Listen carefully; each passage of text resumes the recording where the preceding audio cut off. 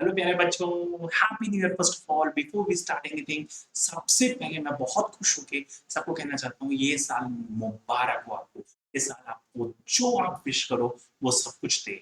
और हे भगवान, हे अल्लाह, हे गुरु नानक देव, आपकी सारी मनोकामनाएं पूरी हों। ना सिर्फ आपकी हो बट आपके चाहने वालों की हों। और हर वो इंसान की हो जो कुछ अपने दिल से चाह रहा हो और उसके लिए थोड़े-थोड़े स्टेप ले रहा हो। ठीक है? तो सबसे पहले, ठीक है, सबको आप अपने विश करिए, दिल से विश करिए। और सबसे पहले मैं कहूँगा ये साल 2022 हमारे लिए बहुत इम्पोर्टेंट है, क्योंकि हमने पिछले कुछ सालों में देखा है 2020 हमारा ऐसा चला गया, 2021 लगभग कोविड की वजह से चला गया। तो मैं विश करता हूँ कि आप सब बहुत सेफ होंगे, आपने वैक्सीनेशन लेना चालू कर दिया है। और अभी क्राउडेड प्लेस पे अवॉइड करो, फेस मास्क को रखना चालू करो, सैनिटाइज कीप योरसेल्फ सैनिटाइजिंग और अपना ध्यान रखो।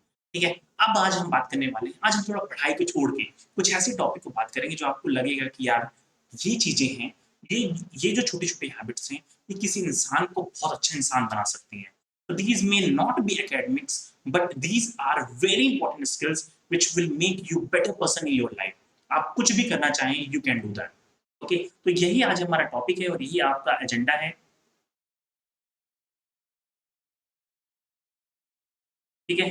तो आज का टॉपिक है भाई लोग, आज का टॉपिक है how to, okay, so our topic is how to utilize 2002 very effectively for term 2 exam preparation. सबसे पहले ये वीडियो उन बच्चों के लिए है जिनका एग्जाम टर्म 2 आने वाला है, that is special 9 class 9 class 10 11 12।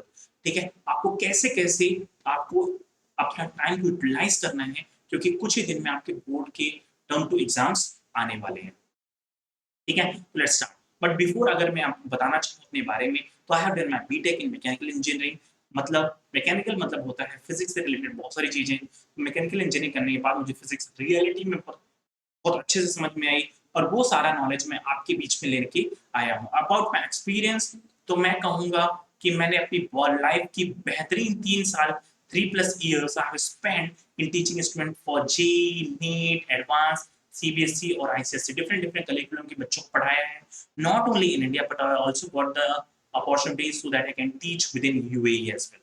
तो इतने सालों के एक्सपीरियंस को जो मैं लेके आपको बीच में आ रहा हूँ, तो एक कॉमन समरी हम समझेंगे जो मैंने डिफरेंट डिफरेंट बच्चों से सीखी है, डिफरेंट डिफरेंट करिकुलम से सीखी है और वो सब चीज़ें मैं आपको देने की कोशिश कर रहा हूँ। ठीक है? तो I hope you guys will stay with me. ठीक है? चलिए चालू करते हैं। तो अगर आप सबसे पहले और सबसे इम्पोर्टेंट चीज़, ठीक है? सबसे पहले अगर आप चैनल को नए हैं तो आप सब्सक्राइब करिए। अगर आप पुराने हैं और मुझे आपको लग रहा है कि ये वीडियो आपको बहुत अच्छा हो सकता है तो इसको लाइक करिए, अपने दोस्तों को भी शेयर करिए जिससे ज़्यादा से ज़्यादा लोग बेनिफिट उठा पाएँ। ठीक? और अगर आप सच में एक अच्छे बच्चे हैं जो टर्म 2 को बहुत अच्छा बनाना चाह रहे हैं, जल्दी से बच्चा गूगल लेंस, आप गूगल लेंस टाइप करो, स्कैन करो या कि जो भी कोड स्कैनर आप यूज़ करते हो, स्कैन करो, join our Telegram group for more notification. इससे आपको ये पता चलेंगे एसएसटी की क्लासेस कब हो रही है, फिजिक्स की क्लासेस कब हो रही हैं, मैथ कब जा रहा है and all those thing you can get through notification over here. ठीक? अब कुछ बातें करते हैं जो बहुत इंपॉर्टेंट है और बच्चों के बीच में बहुत बड़ा मिथ क्रिएट करती है। फॉर एग्जांपल, अगर मैं अपने पेरेंट्स से पूछता तो पापा ये बताइए मुझे कि किस टाइम पे मैं पढ़ाई करूँ जिस टाइम पे मुझे बहुत अच्छा रिजल्ट मिले। तो मेरे मोस्टली पापा ये बोलते थे, मेरे पेरेंट्स ये बोलते थे कि देखो, जब तुम सुबह सो के उठते हो उस टाइम तुम पढ़ाई करोगे तो तुम्हारा ब्रेन बहुत अच्छा चलेगा। ठीक है? तो ओके, तो मैंने कहा ठीक है मैं पढ़ के देखता हूँ। बट प्रॉब्लम क्या होती है, जब मैं सुबह सो के उठता था तो भाई नींद आ रही है, नींद कंट्रोल ही नहीं हो रही है।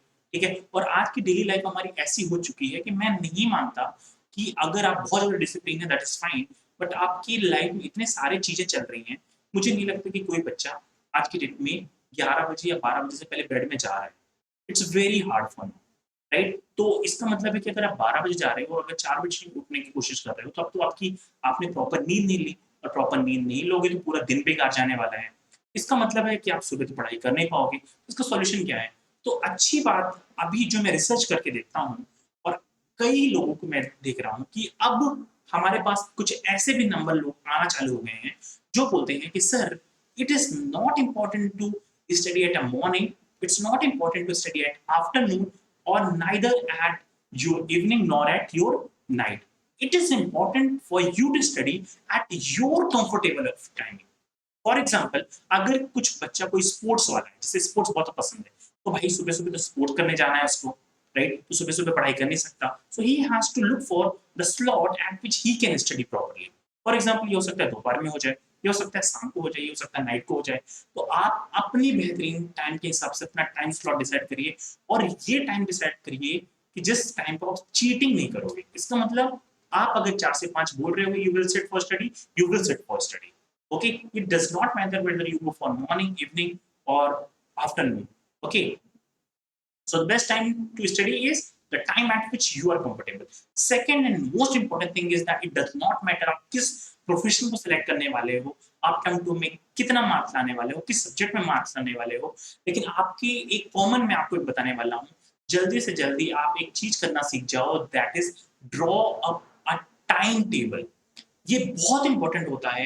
मैंने बहुत लोगों को देखा है, जैसे फॉर एग्जांपल जिस प्रोफेशन में हम हैं, उससे मैंने बड़े-बड़े एचओडीज़ को देखा है कि बहुत अच्छे फिजिक्स के टीचर बने। उनसे मैं पूछता हूँ कि सर आपके सक्सेस होने का रीज़न क्या है? तो बोलते थे सर कि मैं कोई भी काम टाइम टेबल बना के करता था। क्यों? क्योंकि हम मशीन नहीं, वी आर नॉट मशीन, हम एक ह्यूमन हैं, और डेफिनिटली हमारे पास चांसेस है कि हम कोई ना कोई चीज़ मिस कर देंगे। बट अगर हम एक टाइम टेबल बनाना सीख जाएँ और उस टाइम टेबल को अपने सामने रख दें, तो डेफिनेटली वो चीज़ें मिस होने कम हो जाती हैं। ठीक है? ऐसा नहीं है कि कुछ चीज़ें मिस नहीं होंगी, बट डेफिनेटली वो चीज़ें हमारे दिमाग में रहेंगी कि आपको क्या करना है। ठीक है? तो टाइम टेबल आप अब ये आपके लिए क्या फ़ायदे हो सकते हैं?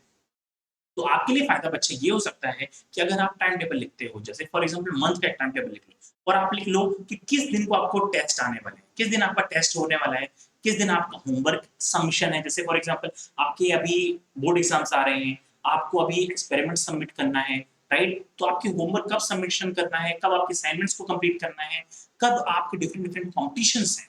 For example this is also very important for you for overall development. अगर साइंस कॉम्पिटिशन है, स्पोर्ट कॉम्पिटिशन, किसी तरह कॉम्पिटिशन है, you have to participate it, right? So आपके कब कॉम्पिटिशन है, कब डिफरेंट डिफरेंट मीटिंग्स है। मुझे पता है आप पेरेंट टीचर मीटिंग डेफिनेटली ये तो बिल्कुल नोट करना नहीं चाहोगे, राइट? कौन पापा को बुलाए, कौन मार से, कौन ताने सुने, तो बेटा तुमने फिर इस बार इतना ही किया। अरे बच्चा सुन लो, अब नहीं करना पड़ेगा, बिकॉज राइट नाउ अगर आप टॉपर को लाइक कर रहे हो, शेयर करो, सब्सक्राइब कर रहे हो, तो टॉपर ये सब कुछ आपको करके दे रहा है। We are creating a time table for you, only you have to follow it. Okay, so आप टेंशन नहीं लेना है, अगले बार बिल्कुल बोर्ड बोर्ड एग्जाम में टॉप करना है, कि 9th एग्जाम 10th एग्जाम सब में टॉप करना है, और एकदम जोश से पापा को बोलना है, पापा इस बार चलो बेटे, ठीक है? चलो। So that is the important thing. Second and more important thing is that take your hardest subject first. जितना जल्दी हो जाए बच्चा, आपके एग्जाम आने से पहले अपने हार्ड सब्जेक्ट को पहले कंप्लीट करने की कोशिश करो। अगर मान लीजिए आपको मैथ टफ लग रही है, अगर आपको एसएस टफ लग रही है, इंग्लिश टफ लग रही है, या कि आपको फिजिक्स टफ लग रही है, try to complete the hardest subject first. अगर मैथ वो लग रही है, तो ऐसा नहीं है कि मैथ में सारे चैप्टर हमें टफ लगते हैं, नहीं।